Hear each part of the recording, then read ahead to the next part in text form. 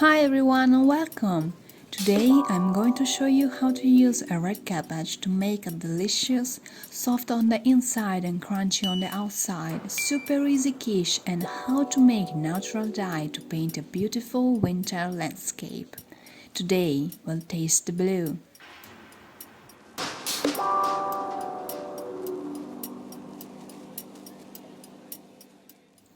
First of all, remove the outer leaves of the cabbage and let's put them aside for a while. I'm going to chop about 1/3 of the cabbage, more or less 450 grams.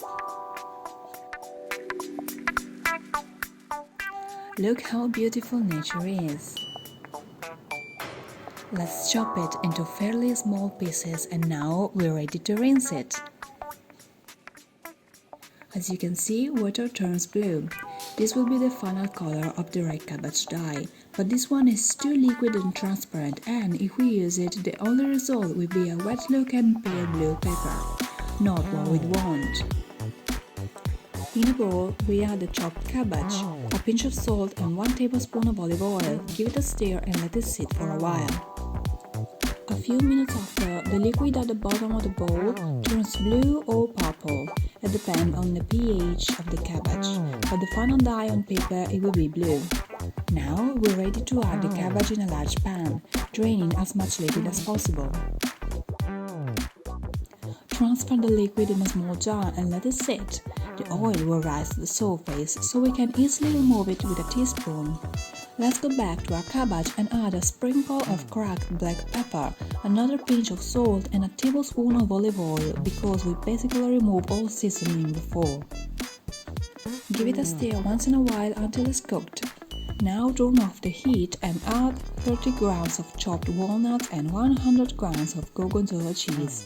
For a vegan quiche, add the same quantity of a soft and crumbly vegan cheese. It's time to cover and let it cool down. In the meanwhile, chop the outer leaves, add oil and salt and let it sit to extract a bit more dye. But do it with a knife or your skin will turn immediately purple. Some people have green thumb. For today, I'll have purple thumb. Anyway, as the skin also wood cutting board turns purple, so I recommend you to use glass cutting board, no plastic, or to quickly clean wood with a tablespoon of vinegar and a teaspoon of baking soda. Because of baking soda, purple immediately turns blue. Then rub it with a sponge and remove residues with a metal spatula. Now our wood cutting board is ready for step 2, shortcrust pastry. In a large bowl, we're going to add 300 grams of sifted flour, a pinch of salt, 8 grams of sifted yeast, but this is optional, a tablespoon of fresh or dry chopped rosemary leaves or other dry herbs, and 70 grams of olive oil. Give it a stir until it well combined. Then we're going to add about 100 milliliters of hot water, little by little. Be careful, because hot water means hot pot. And now we can start to knead.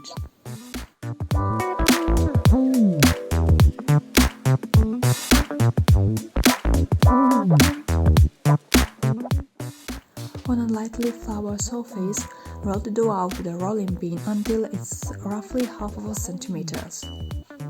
Rosemary's leaves will create a beautiful effect and spread over an aromatic scent. Now we're going to place the dough on a floured and oiled baking pan. Mine is square, about 24 by 3 centimeters. Press it a bit, then cut out the edges, and if the shape is not perfect, we're going to use the extra dough to fix it. Knead the exceeding dough and roll it out to make stripes or any decoration you prefer. I chose stars. Now it's time to add the filling. Does it seem so starry night, doesn't it? Let's bake this beautiful starry night cabbage quiche in a preheated oven at 180 degrees for about 30 minutes. Then let it cool almost completely before serving. This quiche is full of flavor, crumbly and creamy at the same time. But now it's time to use a wonderful color we made with cabbage. I'm going to sketch a winter landscape. because in my opinion this color is perfect for the season. I drew lightly with a pencil because we can't erase it at the end or we're going to damage the paper or the color. Then with a small paintbrush we're going to cover the whole drawing sheet with a first layer of color. Then let it dry completely. We have to add layer after layer, paint in a uniform way or using a sort of dot technique and let each layer dry completely before to paint the next one. Color the areas we want to make darker with big drops of color or paint a uniform layer with just a bit of color. This last one is the best technique to paint shadows.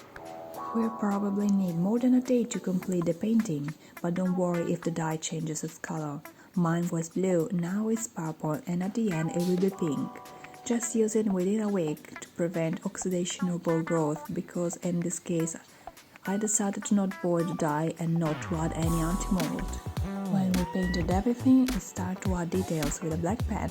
To not create a too heavy result, I try to make very thin lines, pressing not too much on the paper.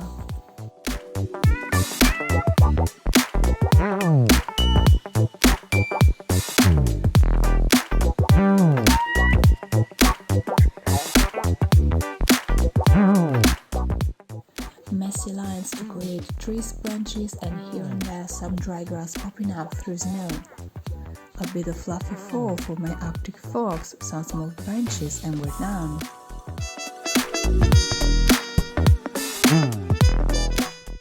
With a single red cabbage, we can create not just amazing food, but also an incredible and vibrant natural dye to express ourselves and our creativity in any way we like.